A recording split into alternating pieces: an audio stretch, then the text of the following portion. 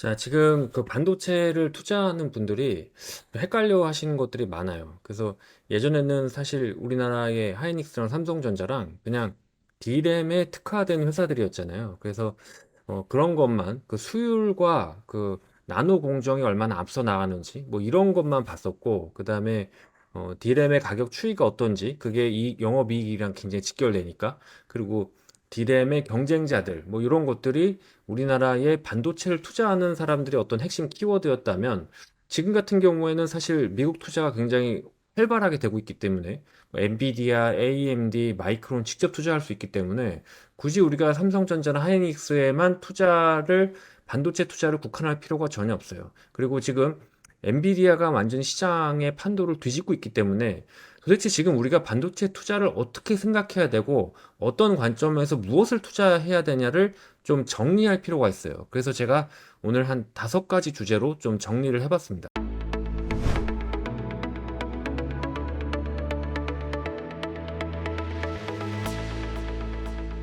가속기예요. 자, 가속기는 뭐냐? 옛날에는 그 GPU와 D램이 따로 놀았다 그러면 이 AI 연산을 병렬로 처리하기 위해서 가속기가 나왔죠. 그거를 엔비디아가 설계를 한 거예요. 쉽게 말하면 신도시를 지었다고 생각하면 좀 이해가 편할 거예요. 옛날에는 뭐 삼성전자나 하이닉스는 1층짜리 단층 건물만 지었다면, 이거는 엔비디아가 설계 자체를 뭐 병원도 짓고 학교도 짓고 신도시를 하나 지었다고 생각하시면 되는데, 그게 그냥 가속기라고 좀 보면 돼요. 자, 그러면은 HBM은 뭐냐? 이 분담금 신도시에 아파트가 수직으로 올라가죠? 그 아파트를 지었다고 보시면 됩니다. 그래서 옛날에는 그냥 1층짜리 아파트, 1층짜리 단독주택에 얼마나 이거를 정말 이 단독주택을 넓게 잘 짓느냐 이렇게 판단을 하면서 나노 공정 경쟁을 벌이다가, 이제는 그게 아니라 AI 연산이 어떤 병렬 처리에 특화가 되어 있기 때문에 GPU가 핵심이 될 수밖에 없었고, GPU와 D램을 아예 신도시급으로 설계해 놓은 게 이제 가속기라고 보시면 돼요. 자, 그러면 엔비디아는 뭐냐? 그러면 엔비디아는 이 신도시를 설계하는 거고, 그러면 HBM은 뭐냐? HBM은 이 신도시에 예를 들면 아파트를 수직으로 막 올린 거다, 이렇게 보시면 돼요. 자, 그러면 여기서 우리가 지금 AI가 시장의 매기인데, 시장의 헤게모니를 다 쥐고 있는 게 그 AI 가속기인데, 그럼 가속기에 투자를 어디다 할 거냐라고 생각을 하면 엔비디아와 AMD밖에 없다고 봐요. 근데 엔비디아는 뭐 지금 넘사벽이 그냥 원탑이고, 만약에 이게 차기에 성공할 수 있다고 생각을 하면 AMD와 인텔인데, 뭐 인텔은 지금 거의 휘청거린다고 보고 AMD가 그나마 가능성이 있는데, 만약에 정말 주가가 싸서 미래 가치를 보겠다 그러면은 AMD를 볼 수도 있겠지만, 아직까지는 AMD가 가속기에서 엔비디아를 따라잡을 원덕지가 전혀 없기 때문에, 그래도 제일 좋은 그 제일 힘이 센 애를 시대의 추세에 맞춰서 매매를 하겠다 그러면은 엔비디아가 아무리 많이 올랐지만 엔비디아밖에 없습니다. 저는 어떻게 보면 지금 엔비디아가 눌렸을 때 매수를 하는 것이 지금이라도 가장 좋은 현명한 선택이라고 저는 생각을 합니다. 자, 그럼 두 번째.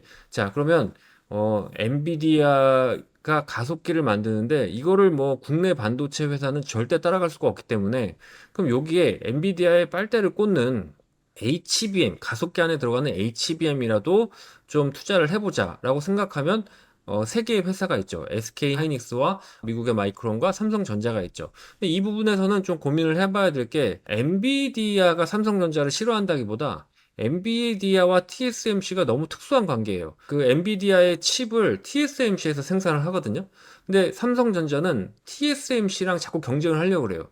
근데 TSMC에서 엔비디아를 독점적으로 만들면서 SK 하이닉스나 마이크론의 DRAM을 받아서 HBM으로 만들어서 주는 거잖아요, 엔비디아에. 그런 특수 관계에 비집고 들어가면 그 파운더리 경쟁을 하려고 하니까 이게 잘 안 되는 거예요. 그래서 뭐 기술은 둘째 치고 간에 어떻게 보면 HBM만 놓고 보면 마이크론과 하이닉스의 게임이다라고 보여집니다. 그래서 HBM을 투자한다 그러면은 뭐 낙폭과대 마이크론과 하이닉스. 근데 삼성전자 같은 경우에는 뭐 워낙 지금 HBM의 수주가 없었으니까, 만약에 엔비디아가 껴준다 그러면 그런 걸로 인해서 틈새를 노려보는 뭐 그 정도로 보실 수가 있을 것 같고요.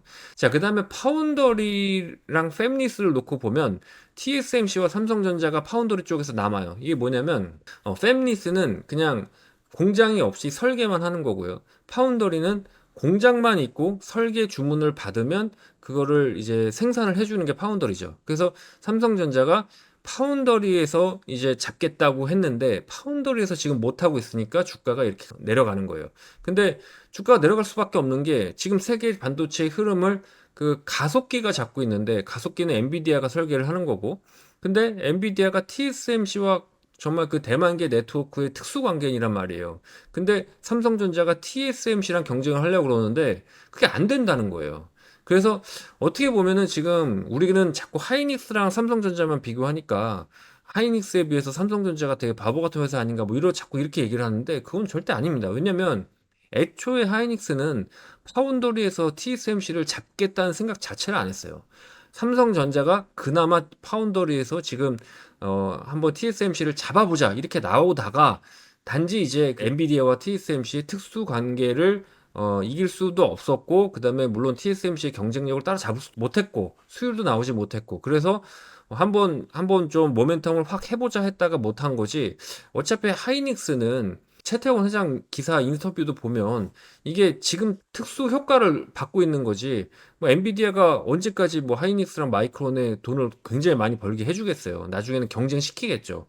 계속 수율 경쟁을 시킬 거란 말이에요. 그죠? 그래서 우리가 투자를 HBM만 놓고 보면은 하이닉스 마이크론 중에서 낙폭이 과대한 애들 그리고 삼성전자가 성공한다 그러면은 뭐 낙폭 과대 삼성전자는 뭐 낙폭이 과대하니까 뭐 그렇게 보실 수가 있을 것 같고 파운더리만 또 놓고 보면 삼성전자와 TSMC가 지금 완전히 뭐 삼성전자가 거의 기권하다시피 지금 말이 안 되는 거죠. 특히 이제 미국에서 보면 그 미국의 반도체 보조금 때문에 TSMC는 애리조나에 지었고 삼성전자는 그 텍사스에 지었죠. 그 테일러시인데 테일러시가 오스틴 바로 옆에 있기 때문에 텍사스 오스틴이라고 보시면 되는데 지금 뭐 아시겠지만 뉴스 보시면 주재원들 막 돌아오고 있고 수주를 못 받았죠. 반면에 지금 TSMC는 애플 수주를 바로 받았어요. 그래서 지금 이제 생산이 들어갑니다. 같은 파운더리를 미국의 정부의 돈을 받으면서 같이 지었는데 일단 삼성전자는 수주를 못 하고 있어요. 그래서 지금 거의 낙아웃 상태입니다. 그래서 파운더리 모멘텀, 특히 삼성전자가 파운더리를 잘하겠다고 지금 계속 다짐을 했었기 때문에 파운더리에서 지금 완전히 깨진 이상 당분간 파운더리의 비전을 보고 투자한다 그러면 그래도 TSMC, 그래도 좀 차익 실현이 나온다 그러면 TSMC지 삼성전자를 파운더리를 보고 투자하는 건 아닌 것 같아요.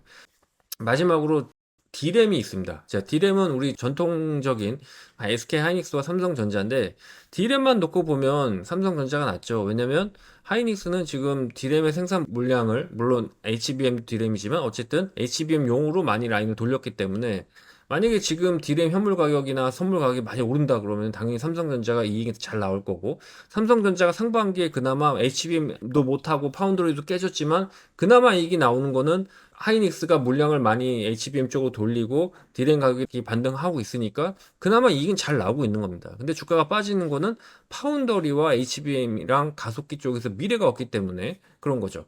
그래서 만약에 디램 가격이 그냥 뭐 어찌 됐건 갑자기 막 오른다. 뭐 경기가 좋아지면서 그러면 당연히 삼성전자가 특수를 제일 많이 받죠. 하지만 여기도 약점이 있는 게 뭐냐면 중국 애들이 따라오고 있다는 거예요. 그 중국의 제일 큰 반도체 회사가 이제 SMIC죠.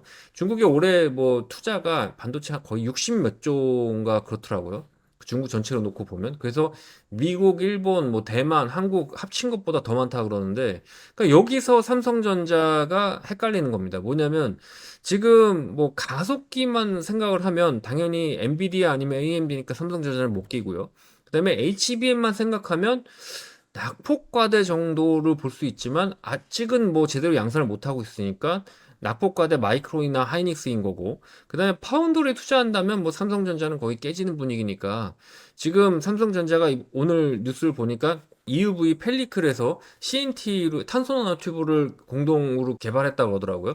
펠리클 같은 거를 이제 하게 되면 나노 공정에서는 EUV가 노광 장비가 온도가 계속 세기 때문에 기본적으로 기존의 펠리클들을 많이 녹아내리고 그러면은 공정 원가가 많이 들어가요. 그래서 이런 것들을 계속 하고 있지만 가시적인 효과를 못 내고 있다. 그래서 당장은 그래도 TSMC가 넘사벽이다. 이게 잡기가 어려운 게 생태계를 만들지 못했다고 봐요. 그리고 레가시 디램만 본다면 과연 삼성전자일까? 중국에 직접 투자할 수도 있지 않을까요? 그래서 지금 삼성전자는 이게 가속기로 보나 HBM으로 보나 파운더리로 보나 레가시 디램으로 보나 조금 어정쩡하다. 이 네 가지 주제에서 확실한 우위를 점하고 있는 분야가 없다. 이게 가장 핵심일 것 같고요. 자, 근데 파운더리에 관련해서 테마주에 투자한다 그러면은